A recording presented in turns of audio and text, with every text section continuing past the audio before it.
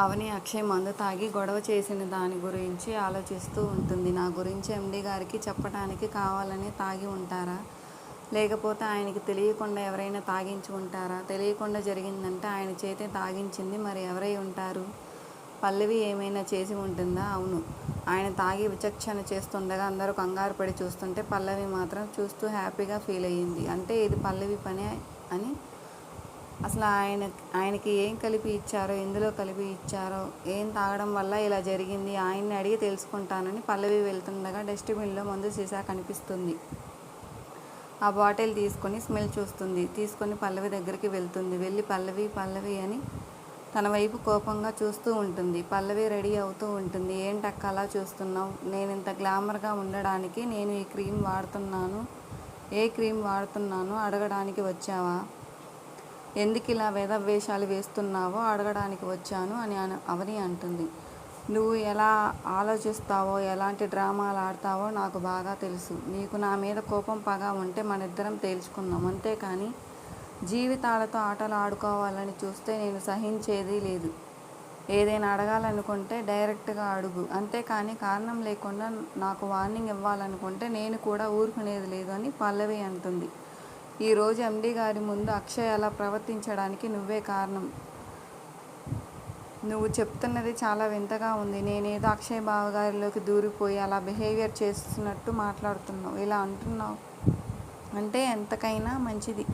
ఒకసారి నీ mental condition check చేయించుకుంటే బెటర్.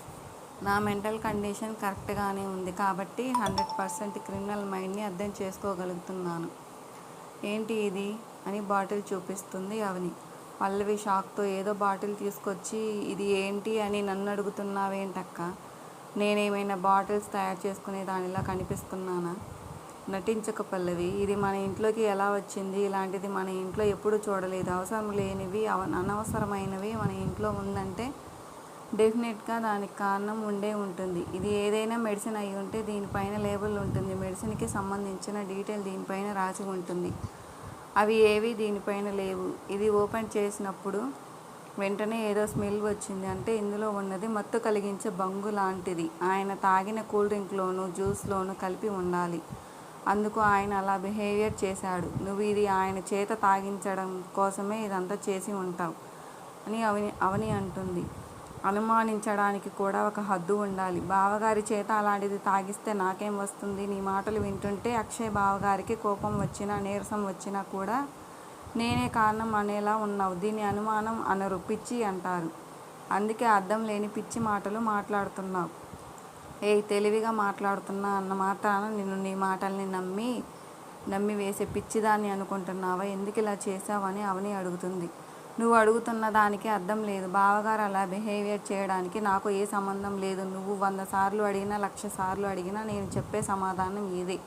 అయినా అర్థం లేని అనుమానాలకి, నీ పిచ్చి ప్రశ్నలకి సమాధానం చెప్పాల్సిన అవసరం నాకు లేదు.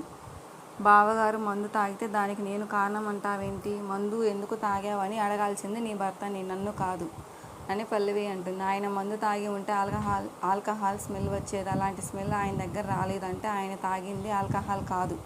నాకు తెలిసి ఇది ఎందులోనూ కల్పించి నువ్వే తాగించి ఉంటావు. నిజం చెప్పు. ఆ పని చేసింది నువ్వే కదూ? ఇంకా నేను ఈ నిజం దాయలేను. నీకు ఆల్రెడీ చెప్పాను ఇంట్లో అడుగు పెట్టిన తర్వాత నీ ఆటలు సాగవు అని. నీ గురించి ఇప్పటి వరకు చాలా ఓపిక పట్టాను పల్లవి. కమల్ లైఫ్ గురించి ఆలోచించి చూస్తున్నా. కానీ నువ్వు ఇలా రెచ్చిపోతున్నావు. ఈరోజు అటో ఇటో తేలిపోవాల్సింది. అత్తయ్య గారికి, మావయ్య గారికి నీ గురించి చెప్పాల్సింది. రా అని తీసుకెళ్తుండగా భరత్ అడ్డుపడతాడు. అక్కడ ఏంటి ఇది అంటాడు. అక్క ఏంటిది అంటాడు. నీకేం తెలియదు, నువ్వు తప్పుకోరా అని అవని అంటుంది. అక్క అసలు ఏం జరిగిందని భరత్ అడుగుతాడు. చూడు కనిపిస్తుందా? దీన్ని బంగ్ అంటారు. మీ బావగారు ఫంక్షన్లో గొడవ చేయడానికి కారణం ఇదే. ఇది కలిపింది ఎవరో తెలుసా? ఇదిగో పల్లవి అని అవని అంటుంది. ఈరోజు ఈ పల్లవి నిజస్వరూపం అందరికీ తెలియాలి. అందుకే తీసుకెళ్తున్నాను పద. అక్క ఆగ అక్క, ఆ బంగ్ తెచ్చిందే నేనే అని భరత్ అంటాడు. ఏంట్రా నువ్వు అనేది అని అవని అంటుంది. అవును, ఫంక్షన్లో యూజ్ చేయడానికి నేనే తెచ్చుకున్నాను. భరత్ ఏం వాగుతున్నావు అని అవని అంటుంది. అయినా నీ సంగతి నాకు తెలియదు అనుకుంటున్నావా? నువ్వు ఎలాంటి వాడివో నాకు తెలియదా? ఎందుకురా తనని కాపాడటానికి అబద్ధం చెప్తున్నావు? అబద్ధం కాదక్క, నిజం. నేను నమ్మను. ఏ ఆధారం లేకుండా ఆ పని పల్లవి చేసిందని ఎలా నమ్ముతున్నావో, నేనే ఆ బంక్ తీసుకువచ్చానని నేనే చెప్తుండగా నమ్మవేంటక్క? నా మాట కాదని తనను తీసుకువెళ్ళి అందరి ముందు పంచాయితీ పెడితే అప్పుడు అందరి ముందు కూడా నేను ఇదే చెప్తాను. అప్పుడు పోయేది పల్లవి పరువు కాదు, నీది, నీ తమ్ముడు అయినందున నాది. ఆలోచించు. ఇక ఆలోచించడానికి ఏం లేదు. పద సిస్టర్ అని భరత్ పల్లవి వెళ్ళిపోతారు. అందరైతే భోజనం చేయడానికి డైనింగ్ టేబుల్ దగ్గర కూర్చుంటారు. భానుమతి గారు అవని ఇంకా రాలేదేంటి అంటుంది. ప్రతిదానికి ఆవిడని తెలుసుకోకుండా ఇంట్లో ఎవరు ఉండలేరనుకుంటాని శ్రేయ అంటుంది. ఈలోపు అవని వస్తుంది, స్వీట్స్ తీసుకొస్తుంది. ఇప్పుడు స్వీట్స్ దేనికమ్మా అని వాళ్ళ అత్తయ్య గారు అడుగుతారు. రేపు జాబ్లో జాయిన్ అవ్వడానికి వెళ్తున్నాను కదా అత్తయ్య, అందుకోసం అని అందరికీ స్వీట్స్ ఇస్తుంది. పల్లవి అయితే అక్క, నువ్వు ఈ స్వీట్స్ ఇచ్చింది నీకు జాబ్ వచ్చినందుక, లేకపోతే బావగారి కన్నా పెద్ద పోస్ట్లో జాయిన్ అవుతున్నందుక అని అంటుంది. అక్షయ్, నేను జాబ్కి రిజైన్ చేద్దాం అనుకుంటున్నానని కోపంగా లెగుస్తాడు. రిజైన్ చేయడం ఏంటిరా అని వాళ్ళ నాన్న అడుగుతాడు. నాకు ఆఫీస్లో కూడా తన మొహం చూస్తూ నాకు వర్క్ చేయడం ఇష్టం లేదని వెళ్ళిపోతాడు. Thanks for watching.